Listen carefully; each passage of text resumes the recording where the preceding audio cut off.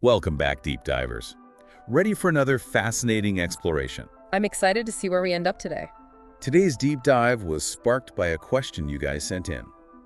A viewer wanted to know, what should you do when a girl looks at you from across the room? Right. So we dug into a video titled, What to Do When a Girl Looks at You. And, well, let's just say it took us down a rabbit hole of some pretty profound stuff. It's amazing how a seemingly simple question about attraction can lead to a much broader discussion about personal growth and success in all areas of life, right? All right. We'll definitely get into the dating aspect, but this goes way beyond that initial question. We're talking about building self-awareness, mastering communication, navigating conflict, and becoming a better version of yourself. It's like a masterclass in personal development disguised as dating advice. Exactly. The source material emphasizes that the foundation of everything is self-awareness. And the source material keeps coming back to the idea that if you want to achieve your goals, whether it's attracting a partner, landing your dream job, or just feeling more fulfilled, you've got to start by understanding yourself. Makes sense. Yeah. But how do you actually go about doing that? Well, the source material talks a lot about mindfulness. So, mindfulness, what exactly is that? It's about paying attention to your thoughts, feelings, and sensations in the present moment without judgment. It sounds a little, I don't know, woo-woo to me. How is that practical? It's actually incredibly practical because, see, when you become more aware of your internal world, you start to understand your reactions and triggers. For example, let's say you consistently feel stressed out in certain environments. Okay, I can see that. Like if I'm always getting anxious at big parties or feeling drained after spending time with certain people. Exactly. Mindfulness can help you pinpoint those triggers and then make choices that support your well-being. So it's not just about sitting on a meditation cushion and chanting Om. It's about making tangible changes in your life based on what you learn about yourself. Exactly. For instance, if you realize that being around negative people drains your energy, you can be more intentional about who you spend your time with. Or if you notice that you're constantly comparing yourself to others on social media, you can limit your screen time or unfollow accounts that trigger those negative feelings. So mindfulness is like having a superpower that helps you navigate life more effectively. I like that analogy. Because when you're more self-aware, you make better decisions, you communicate more effectively, you build healthier relationships. It's like you're leveling up in all areas of your life. Okay, I'm starting to see the appeal of mindfulness now. But let's talk more about communication. That's a big one, right? Absolutely. The source material stresses that communication skills are crucial for success in any area of life. Well, it makes sense. Whether you're trying to connect with someone romantically, negotiate a business deal, or resolve a conflict, good communication is key. Exactly. And the source material breaks down communication into several key components, Okay, like what? like active listening. So what's the difference between just hearing someone and actually actively listening to them? Active listening goes beyond just hearing the words. It's about really paying attention to the other person's message, both verbal and nonverbal. Oh, so like paying attention to their body language, their tone of voice, and what they're not saying as much as what they are saying. Exactly. And it also involves reflecting back what you're hearing to make sure you understand. Like, it sounds like you're feeling frustrated about, or what I'm hearing is It's like you're holding up a mirror to their emotions and helping them feel heard and understood. precisely. And when people feel heard, they're more likely to open up and share their thoughts and feelings, which deepens the connection. That's so true. I know when I feel like someone's really listening to me, it makes me want to open up more. It creates a sense of trust and safety. Okay, so active listening is crucial. What else does the source material highlight about communication? Another key component is assertive communication. Assertive communication. What does that mean exactly? It's about expressing your needs and boundaries clearly and respectfully, without being aggressive or passive. So it's like finding that sweet spot between being a doormat and a bulldozer. Exactly. It's about standing up for yourself while still being mindful of the other person's feelings. I think a lot of people struggle with that. I know I do sometimes. It's easy to either cave in and agree to things you don't want to do, or to go the other way and become confrontational. Right, and the source material emphasizes that assertiveness is a skill that takes practice. So how can we get better at it? Any tips? One helpful technique is to use I statements. For example, instead of saying you're always late, you could say, I feel frustrated when you're late because it makes me feel like my time isn't valued. That's a great example. It shifts the focus from blaming the other person to expressing your own feelings and needs. Exactly. And when you express yourself assertively, you're more likely to get your needs met and build healthier relationships. This is making me realize that communication is a lot more nuanced than I thought. It's not just about the words we say, it's about how we say them and the energy we bring to the interaction. I agree. And the source material dives even deeper into communication by discussing conflict management. Conflict management. Now that's a topic we could spend hours on, but let's try to distill it down to the essentials. Well, the source material emphasizes that conflict is an inevitable part of life, but it doesn't have to be destructive. So it's not about avoiding conflict altogether, it's about handling it effectively. Exactly. And one of the key principles they highlight is separating the problem from the person. Okay, that sounds interesting. What does that mean exactly? It means recognizing that the issue you're disagreeing on is separate from the individual you're having the conflict with. So, for example, let's say you and your partner are arguing about who does more housework. Okay, that's a classic conflict. Instead of attacking each other's character or making it personal, you focus on the problem at hand, the division of household chores. So it's like saying, hey, I love you and appreciate everything you do, but we need to figure out a more equitable system for sharing the housework. Exactly. You address the issue without resorting to personal attacks or blame. It's about tackling the problem as a team rather than seeing each other as adversaries. Exactly. And that mindset can make a huge difference in how you approach conflict and whether it strengthens or weakens your relationship. So separating the problem from the person is one key principle of conflict management. What else does the source material emphasize? Another important concept is focusing on interests rather than positions. Okay, I'm intrigued. Explain that one. So often when people are in conflict, they dig in their heels and defend their position without considering the underlying interest driving that position. I think I do that sometimes. Yeah. Like I'll get fixated on my solution to a problem without really understanding why I'm so attached to that particular solution. Exactly. But when you shift your focus to the underlying interests, it opens up possibilities for finding solutions that meet everyone's needs. So it's like peeling back the layers of the onion to understand the deeper motivations behind the surface level arguments. Exactly. For example, let's say two coworkers are arguing about a budget allocation. Oh, I've definitely been in those meetings. Instead of getting bogged down and arguing over specific numbers, they explore the underlying interests. Maybe one coworker wants to invest in marketing to increase sales, while the other wants to prioritize product development to improve quality. So by understanding those underlying interests, they might find a way to allocate the budget to support both marketing and product development. Exactly. Maybe they realize that investing in better product photography can both improve the quality of the product and enhance its marketability. So it's a win-win situation. Everyone gets their needs met, and the company benefits as well. Precisely. And that's the power of focusing on interests rather than positions. It opens up creative possibilities for finding mutually beneficial solutions. This is making me realize that conflict can actually be a catalyst for growth and innovation if we approach it with the right mindset. Absolutely. Conflict can be an opportunity to deepen understanding, strengthen relationships, and find creative solutions. But it all starts with having the right tools and techniques for navigating those challenging conversations. This has been an incredibly insightful deep dive so far. It has, hasn't it? We've covered so much ground already, from self-awareness and mindfulness to communication and conflict management. And you know what? We are only just getting started. I know, right? There's so much more to explore in this fascinating topic of personal development. We'll dive even deeper into those concepts and much more after a quick break. So stay tuned, deep divers. We'll be right back. See you soon. All right, so we just finished talking about how important self-awareness is in, well, pretty much every aspect of life. But I keep thinking back to the original reason you came to us. What to do when a girl looks at you from across the room? It's interesting how what seems like a simple dating question can spiral out into a much deeper exploration of personal growth. Exactly. Like at first I thought we'd be talking about how to approach her, what to say, that kind of thing. But now I'm wondering if the answer actually lies in everything we've been discussing. Self-awareness, communication, emotional intelligence, and all that. I think you're onto something.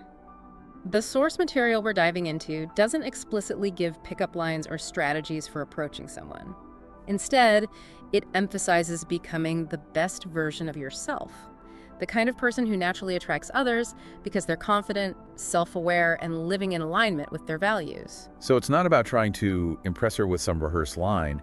It's about being genuine and letting your true self shine through. Exactly.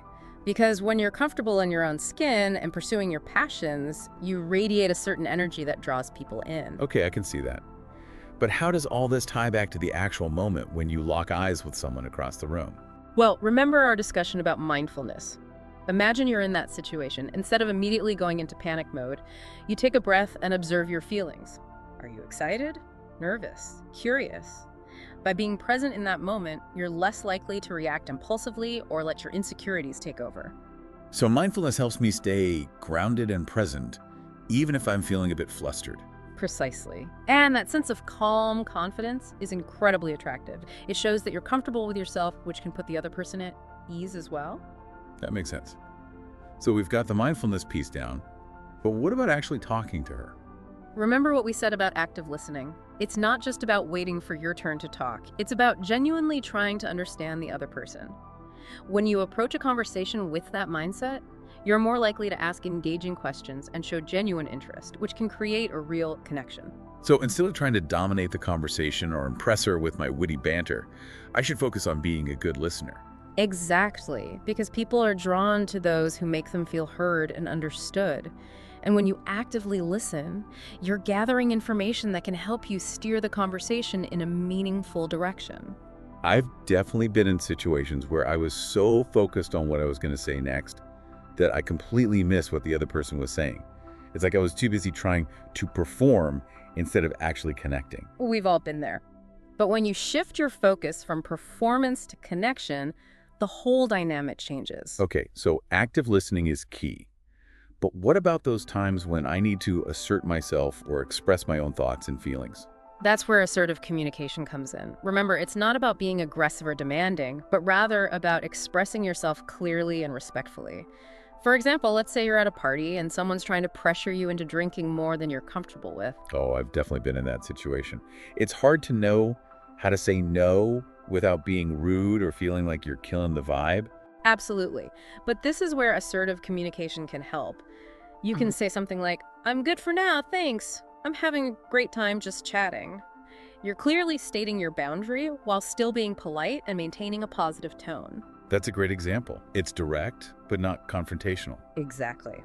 And by practicing assertive communication, you build confidence and self-respect, which are essential for healthy relationships. This is all making me realize that a lot of the skills we're talking about are transferable to so many areas of life, not just dating. Absolutely. Whether you're networking, building friendships, or negotiating a business deal, these principles apply. So we've covered mindfulness, active listening, and assertive communication.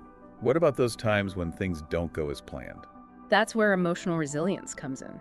Remember, life is full of ups and downs, and setbacks are inevitable, but how you handle those challenges makes all the difference. So let's say you work up the courage to talk to a girl and she's not interested. That could be a real blow to your ego. Absolutely. And it's okay to feel disappointed. But instead of letting that rejection define you, try to reframe it as a learning experience. What do you mean by reframe it? Ask yourself, what can I learn from this interaction? Maybe I could have approached her at a better time, or perhaps our personalities just weren't a good match. The key is to avoid personalizing the rejection and instead focus on what you can control. So it's about focusing on my own actions and growth rather than dwelling on something I can't change. Exactly. And remember, resilience is built over time. Each challenge you overcome makes you stronger and better equipped to handle future setbacks. It's like that saying, what doesn't kill you makes you stronger. Exactly. And another aspect of resilience is having a strong support system. Surrounding yourself with positive people who believe in you can make a huge difference in how you handle adversity. It's like having a cheerleading squad to lift you up when you're feeling down. Precisely. And those supportive relationships can also help you stay accountable to your personal growth goals. So if I'm working on becoming more confident and outgoing, my friends can encourage me to step outside my comfort zone and try new things. Exactly. Having that network of support can make all the difference. This is all making me realize that personal growth is a continuous journey, not a destination. I couldn't agree more. And that journey is filled with both challenges and triumphs. But by embracing the principles we've been discussing, you can create a more fulfilling and meaningful life, both personally and professionally. Okay, so we've covered a lot of ground in this deep dive. From mindfulness and communication to resilience and the importance of a support system. But I'm still curious about one thing. How does creativity fit into all of this? That's a great question, and it might not seem immediately obvious how creativity connects to social interactions, but it plays a crucial role. I'm all ears. Tell me more. Think about it this way. Creativity is about thinking outside the box, finding new solutions, and expressing yourself in unique ways. Those are all valuable skills in social situations. So instead of relying on those tired pickup lines, I should try to be more original and authentic in my interactions. Exactly. And creativity can help you spark interesting conversations, find common ground with others, and make a memorable impression. So it's not just about being witty or charming. It's about bringing something unique to the table. Precisely. And remember, creativity isn't just for artists. It's a way of thinking that you can apply to any area. I started to see how creativity can really boost your confidence and help you stand out from the crowd. But I have to admit, I don't always feel very creative. Any tips for tapping into that creative energy? Absolutely.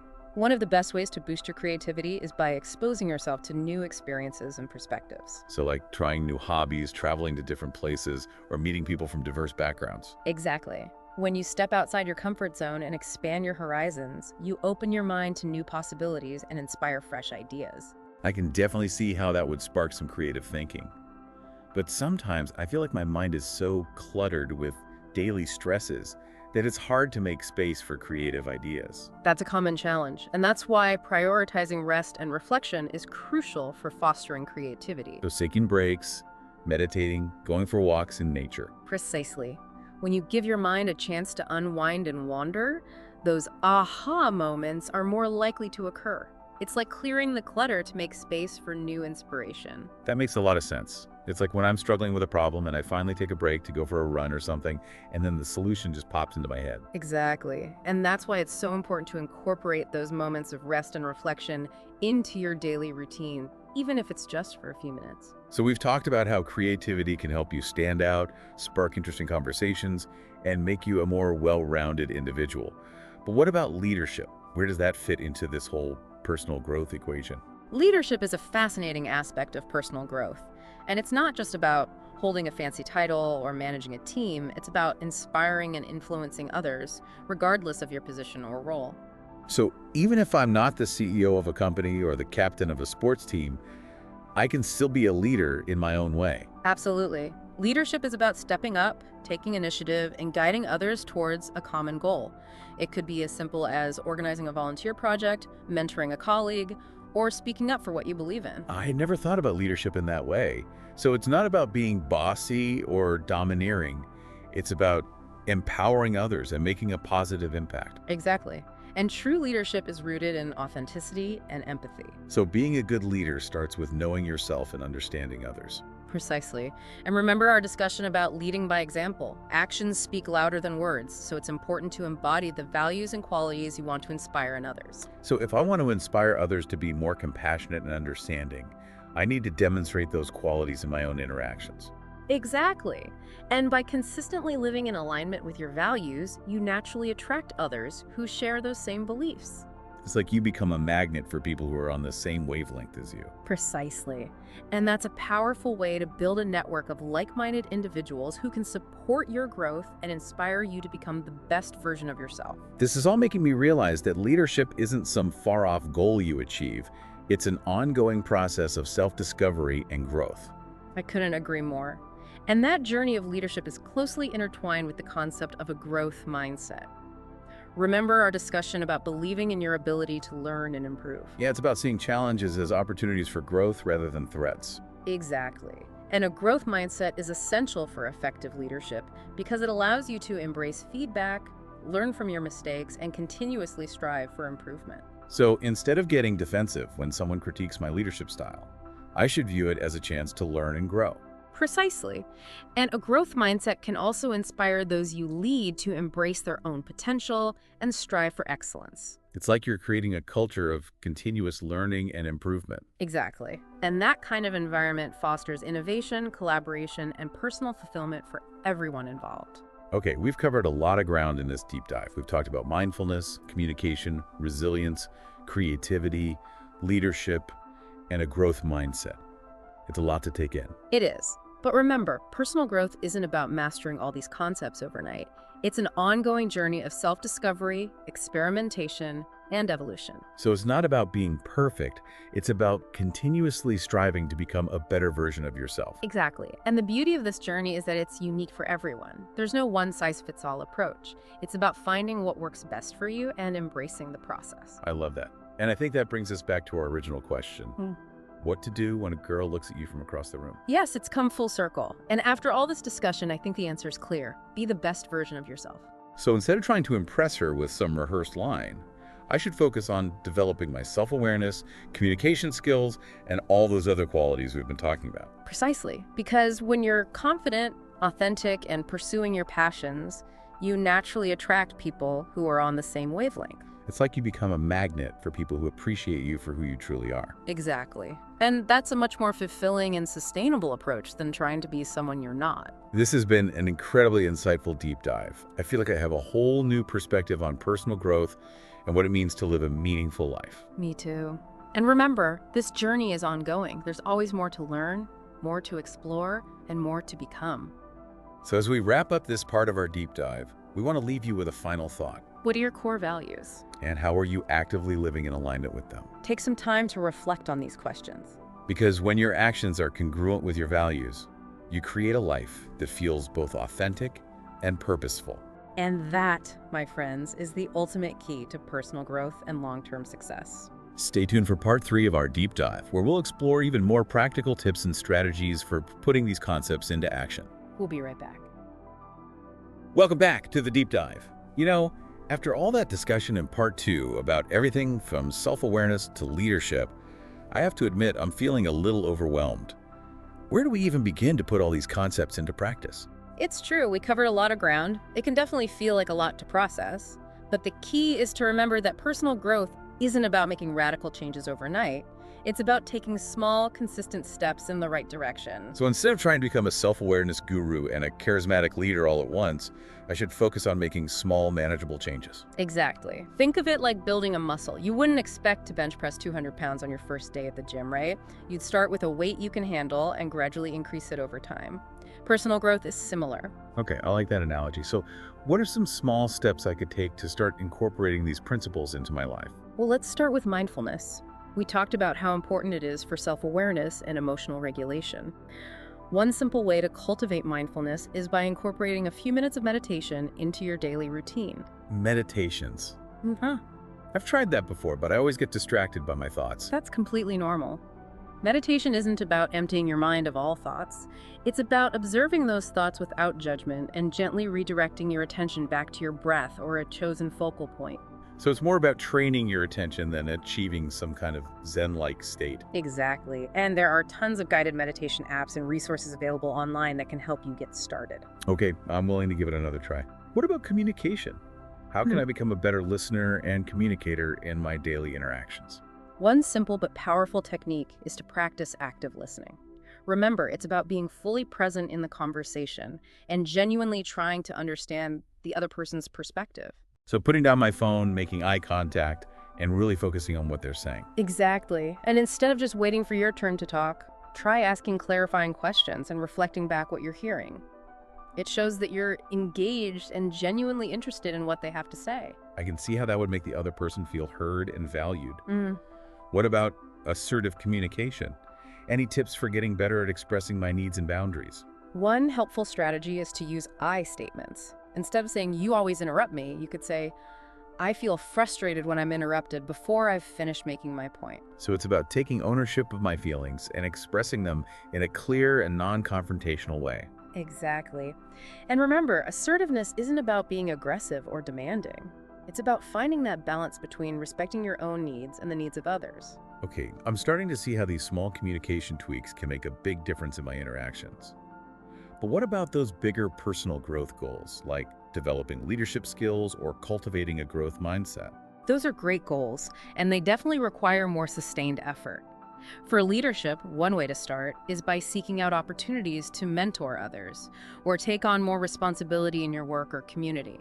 So even if I don't have a formal leadership role, I can still find ways to step up and lead by example. Exactly. It could be as simple as volunteering to lead a project at work, mentoring a new employee, or organizing a community event. I like that. It's about taking initiative and showing that you're willing to go above and beyond. What about cultivating a growth mindset? How can I start shifting my perspective to see challenges as opportunities for growth? One powerful technique is to reframe negative self-talk. When you catch yourself thinking, I'm not good at this, challenge that thought and replace it with something more empowering, like I'm learning and I'm getting better with practice. So it's about being more mindful of my internal dialogue and consciously choosing more positive and growth-oriented thoughts. Exactly. And another key aspect of a growth mindset is embracing feedback. Instead of seeing criticism as a personal attack, try to view it as an opportunity to learn and improve. It's about separating the message from the messenger and focusing on the valuable insights that can be gained from constructive criticism. Precisely. And remember, a growth mindset isn't about pretending that challenges are easy or that you never make mistakes. It's about believing that you can learn and grow from those experiences. Okay, I'm feeling a bit more optimistic now. These small steps seem manageable, and I can see how they can lead to bigger changes over time. But before we wrap up, I want to circle back to something we talked about earlier: well-being. How do we prioritize self-care in the midst of our busy lives? That's such an important point. It's easy to get caught up in the hustle and forget to take care of ourselves. But remember, you can't pour from an empty cup. You need to replenish your own energy and well-being to show up as your best self for others. So true, but it's easier said than done.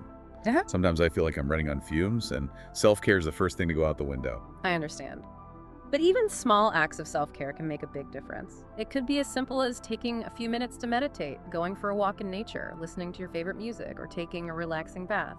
It's about finding those little pockets of time to recharge and do something you enjoy. Exactly. And make self-care a non-negotiable part of your routine, just like brushing your teeth or eating breakfast. Schedule it in your calendar if you have to. Okay, that's a great tip. I'm going to try that.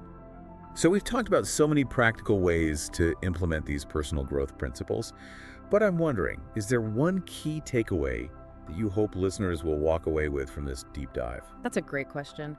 I think the most important message is that personal growth is an ongoing journey, not a destination. It's not about achieving some level of perfection. It's about continuously striving to become a better version of yourself. It's about embracing the process, the ups and downs, and the continuous learning that comes with it. Exactly. And remember, this journey isn't a solo mission. Surround yourself with supportive people who inspire you and challenge you to grow. It's like having a team of cheerleaders and coaches to help you along the way. Precisely.